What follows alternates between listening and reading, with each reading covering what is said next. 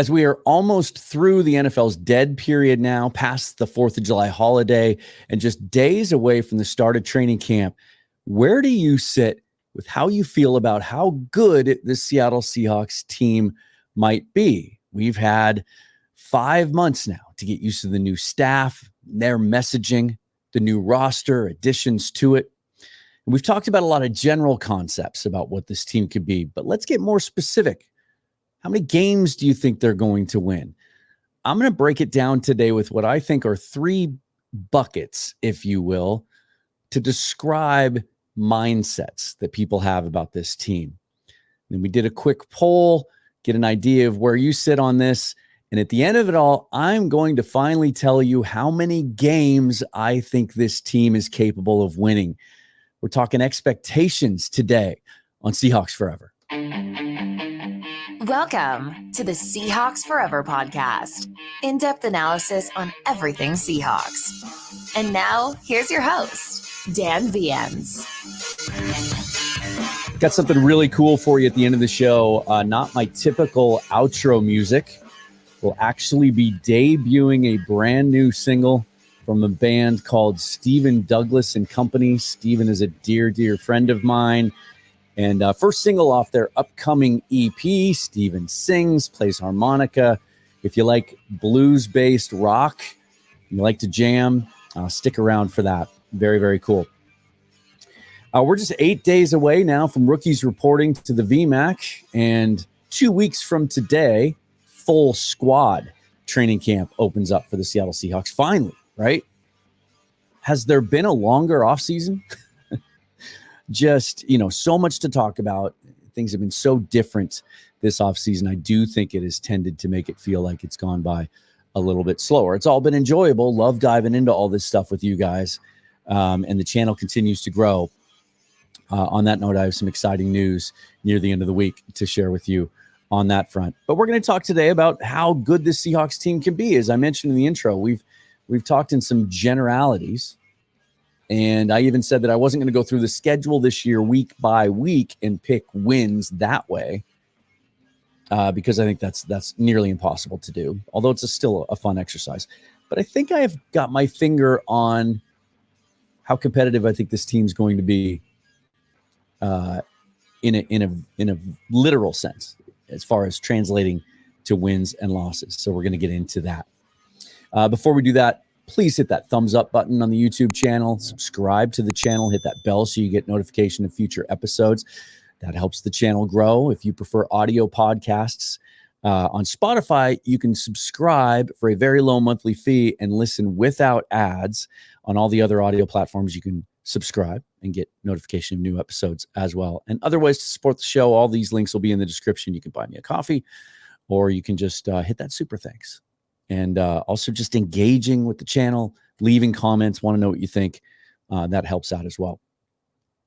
So it seems to me that there is a growing sentiment out there among fans, analysts, local and national, that there's a lot of work. There's a lot to work with here in Seattle for these Seahawks. Little things here and there. The beginning of the offseason, I felt like that wasn't necessarily the case. Saw a lot of early 2025 mock drafts where the Seahawks were drafting in the top 10. And I'm going to try to explain what I think that mindset is here when I kind of define these 3 different buckets for you.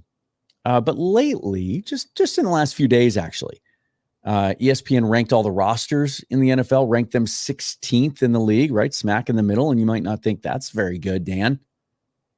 But I think as much as the national media tends to overlook certain teams, and we all feel as Seahawks fans like it happens to our team a lot, and also given the fact that I still think they overlooked certain aspects of the roster and some players in making these rankings, ESPN picking us with the 16th best roster, I think you check that in the positive column. And then they rated all of the under 25 players, groups of players under 25 for each team, and they put the Seahawks 10th. And again, I think that's positive that ESPN would recognize that, because I still don't think, and this was pointed out in a nice little breakdown that Field Goals did, this morning, they still didn't give enough weight to some of the players on the roster under 25 that we think are on the verge of breakouts, and maybe not even breakouts, but have shown the type of ability that should have been highlighted in a piece like this. Jackson Smith and Jigba, Kenneth Walker come to mind and were pointed out by those guys at field goals. So some of those things, you're starting to see trending in that optimistic direction. And then from the very beginning, you couple that with the widespread respect that Mike Macdonald and the staff he's put together seems to have, that generally there's reasons for optimism about the Seahawks in 2024. How does all that translate into wins and losses? You've heard me say here on the channel that for the most part, in fact, as recently as 2 weeks ago with Jeff Simmons on, he and I are both of the same mindset, that wins and losses don't really matter. Don't really care how many games they win this year. You've heard me say this. As long as by the end of the year, we can see the vision. We can see the image that Mike Macdonald wants this team to be. And we feel good going in the offseason, that we know what pieces we need to add. And we have a clearer picture of how good this team could be and how good this coaching staff could be. And we see more of those young players take a step forward. I have hedged that many times by saying, we'll see what happens when the season starts and emotion gets involved. I'm starting to feel that way already. I'm just, as I think about this, talk about this stuff every single day, I'm feeling optimistic about this team's chances to compete right away. And I feel like it's a little bit more than just blind fan optimism. So let's get into this. I broke this down into 3 categories of where I think people sit in how they view this team. And you can apply this to any team, but in particular, especially this first category, whenever there's a coaching change, I think that gives people pause. So the first one I'm going to call skepticism, right? This is kind of natural human skepticism or fear of the unknown. We can't quantify what we don't know. And some people out there that like to make predictions, and they don't like to stick their neck out. And so they would rather prop up a team like the Arizona Cardinals because they saw tiny little glimpses last year of some promising aspects of the new coaching staff and what they could do, but that it was just not a talented enough roster. And so they go out and they add a bunch of bodies this offseason. And in my opinion, I've said it here on the show, I think they had a solid big draft class. I think it was a good one. Obviously, you start at the top with an elite talent like Marvin Harrison Jr. I think the rest of the roster, good, solid prospects, but I don't see a lot of elite upside there. But it's easier for a critic to grab onto that and quantify that and say, Kyler Murray coming off another year off the knee injury. We saw him be a game managing type quarterback last year. Maybe he's taking the next step. See what I'm getting at? There's something there to wrap your head around. Whereas everything regarding the Seahawks is speculation. It's a new staff. It's new schemes. We don't really know what that's going to look like yet. There are new players, obviously, as there are for every team. New players at key positions on this team. There are questions about inside linebacker group. There are always questions about the offensive line when it comes to the Seahawks because of their historical struggles there. There's the Geno Smith factor. Some people believe in him as a starting quarterback in this league. Some people don't. And programming note, we're going to dive into that deeper tomorrow with Corbin Smith of All Seahawks and Locked On Seahawks with his new quarterback measurement metric that he's come up with, assigning value to a bang for your buck is what he calls it, assigning value contractually to how much you're getting out of a quarterback versus how much you're paying him. Fascinating discussion. It's been a couple of weeks since he came out with that, and there's been tremendous reaction to it, both positive and negative. Can't wait to get into that with Corbin tomorrow. So there's that. And so then what this mindset produces is an assumption that they're not going to win a lot of games. And typically when I see people speak in this type of language, they're predicting 5 or 6 wins. And that's maybe the group that thinks there's going to be a top 10 draft pick for the Seahawks next year. So that's the first one. The second one I'm going to call cautious optimism, where they think the pieces are in place. They like what's happening there, but they're not willing to attach a big win total to it because they're just not sure. It's a little bit of like an advanced stage of skepticism where you move into cautious optimism. I like the pieces that are there. I just don't know what to make of them yet. Right. And this is where I kind of started off. This is the bucket that I was in to begin with, because I, like many of you, felt like last year's roster underachieved. Those are John Schneider's exact words as well. And even the year before, 2 9-win seasons that we were all disappointed with because the defense was historically bad. And so the sentiment moving into the offseason, even before Pete Carroll was displaced, was the pieces are in place to be better than a 9-win team, needs to be coached better. Better schemes, better execution. If you just did that with that group, you're going to win 10 or 11 games. So then they go into this offseason, they replace the coaching staff. New coaching staff is generally revered. And then they go about having what I believe, and many of you I know agree with me, a very, very good offseason in adding talent to this roster.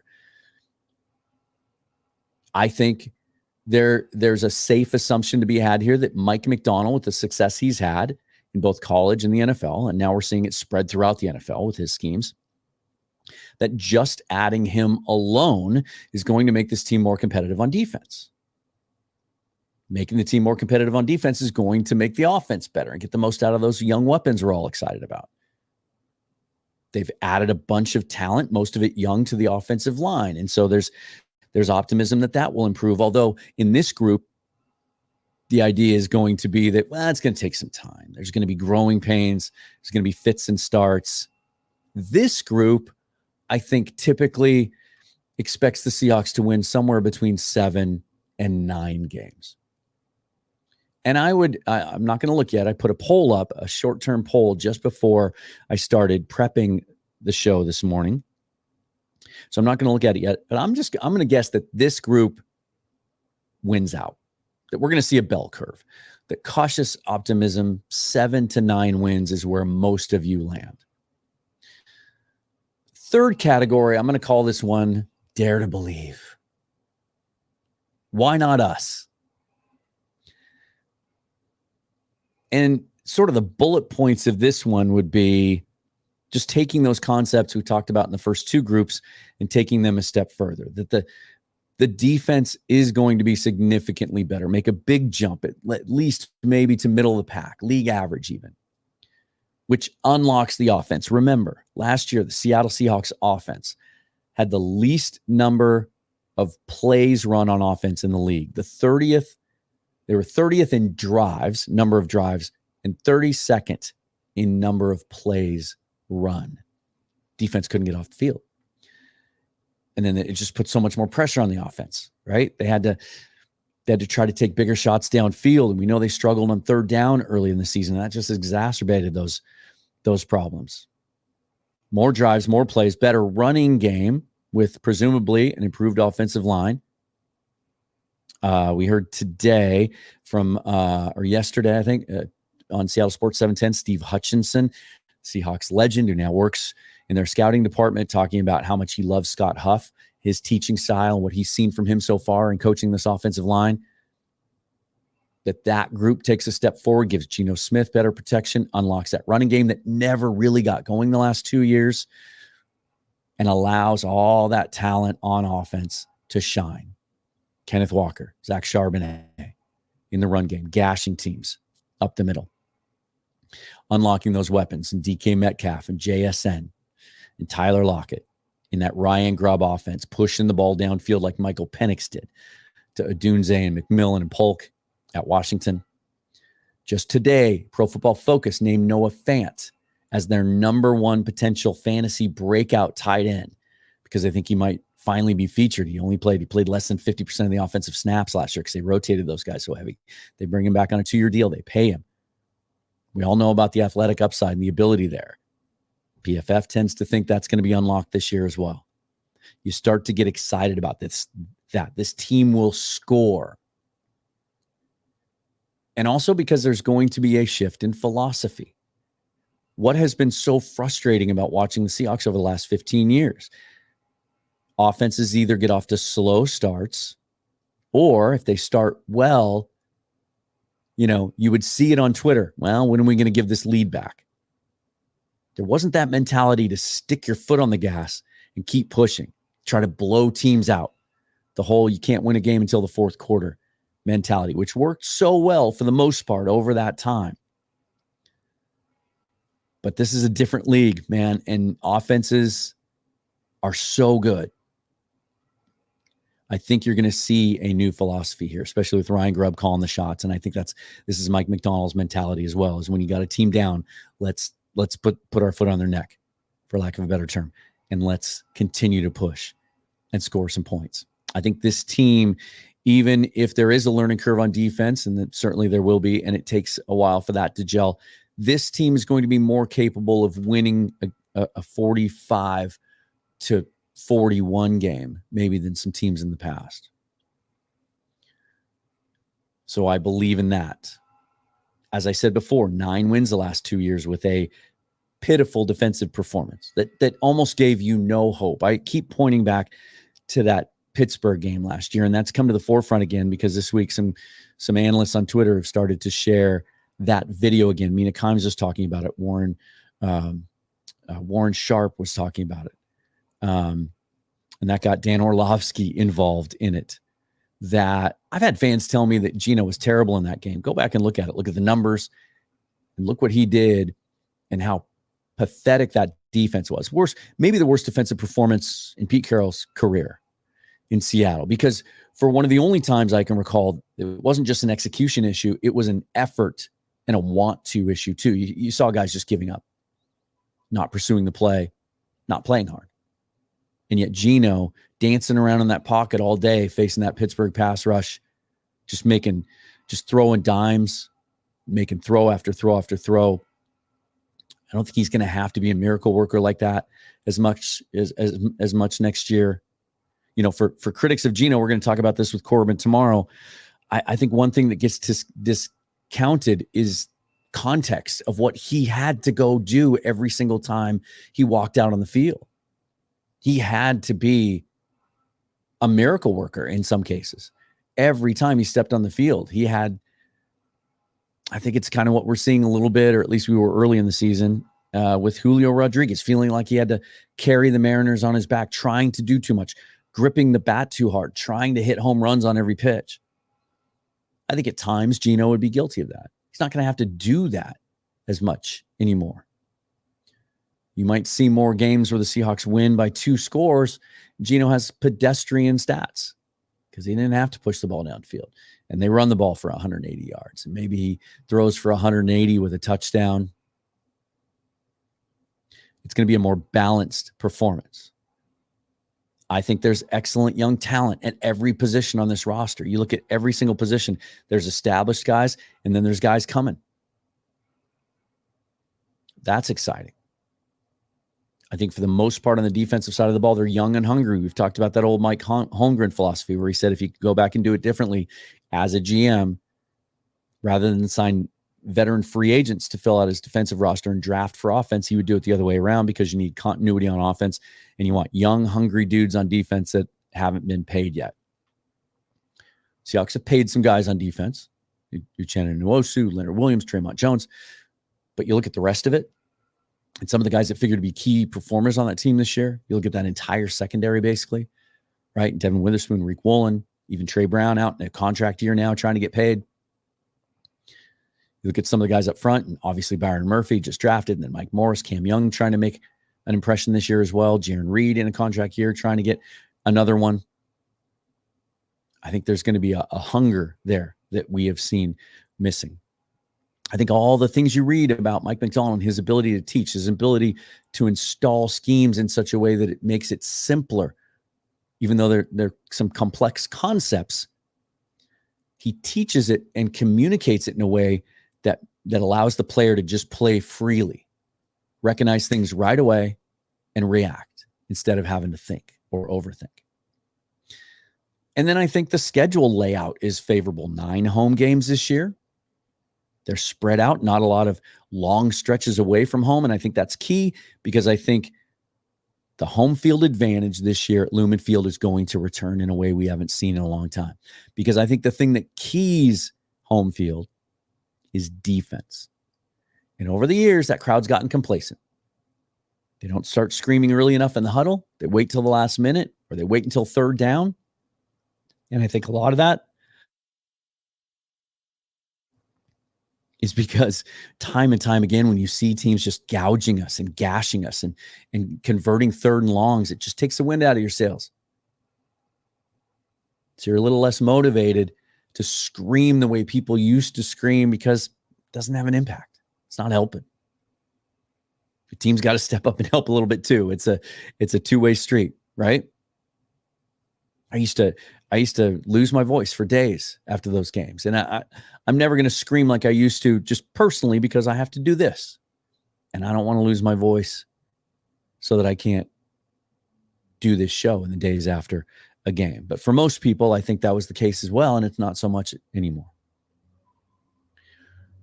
And so I have moved from cautious optimism into dare to believe. Where do you sit? Let's take a peek at that poll as I record this and see where we're at. Here's what we've got right now. And I wasn't too far off, although, wow. And I'll put, if you're watching this on YouTube, I'll put a screenshot up so you can see it. I'm actually surprised. So I broke it down into those three categories. What are your on-field expectations for the Seahawks in 2024? 6 wins or fewer, 7 to 9 wins, or 10 wins or more.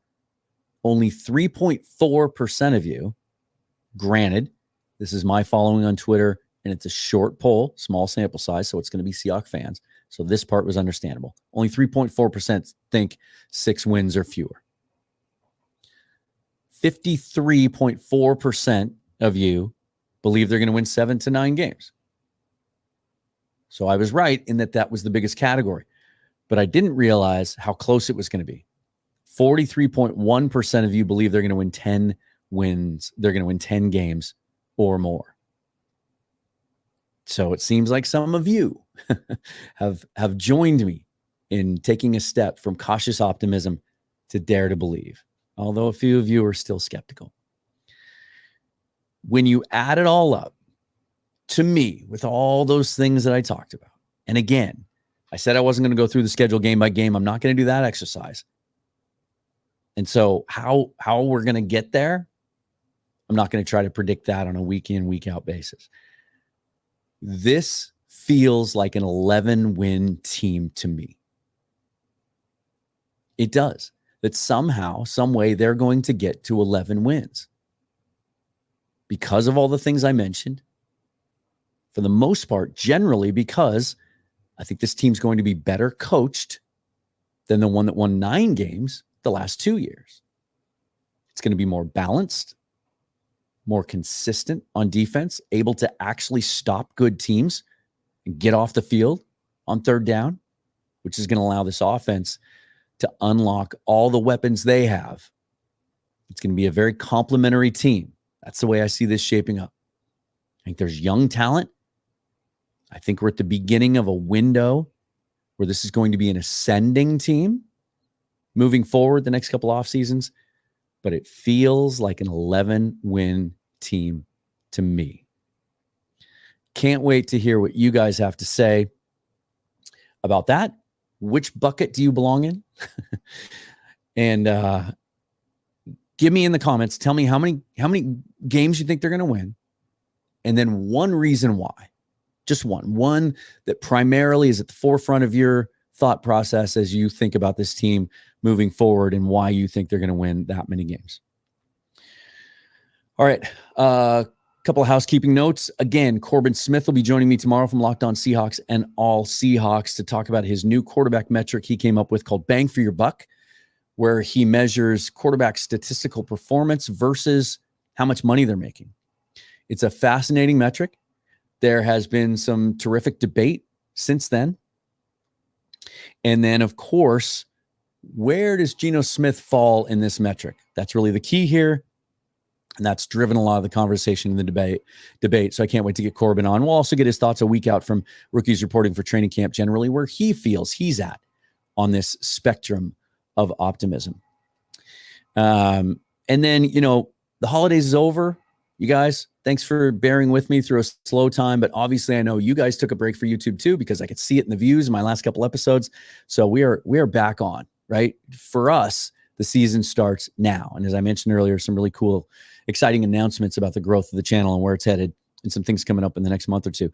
But I want to end with this. I always play bumper music. And the music that you hear is music I get through a subscription service, right? So it's royalty free because I pay for it. It's all music created, most of it without lyrics, for content creators to be able to use without having to risk any trademark strikes or copyright strikes, right? Because if you play even a few seconds of an artist's song and it's not approved, you don't have permission for it, the software that's constantly running and checking all these videos as they're being uploaded will catch it. And you can get videos taken down, you can get your channel shut down. Certainly don't ever want to risk that. So I like to play around with that kind of music a little bit and do a little something different each day. Well, now I have the utter pleasure and joy of actually introducing a new single to you from a band called Stephen Douglas and Company. And Stephen is a very, very good friend of mine. And I'm very excited about the music that he creates. You'll hear him singing. He also plays harmonica, outstanding harmonica player. He has another band called Colossal Boss. You can find them both on Spotify. But this particular single debuted on Spotify yesterday. It is called Dopamine. And it's been exciting for me to listen to the process and follow along the process. He shared some rough demos with me early in the process that not everybody was privy to listening to. Even gave me, in this particular song, I've kidded him that maybe I should get a writing credit because I did make a little suggestion lyrically that he actually adopted. And it was cool to hear him put that into action in the song. But anyway, let me just get into this. Cool little riff. And I'll let you enjoy the rest of it. Forever and always, go Hawks. Thanks for watching. Follow me on Twitter at Seahawks Forever. Until next time.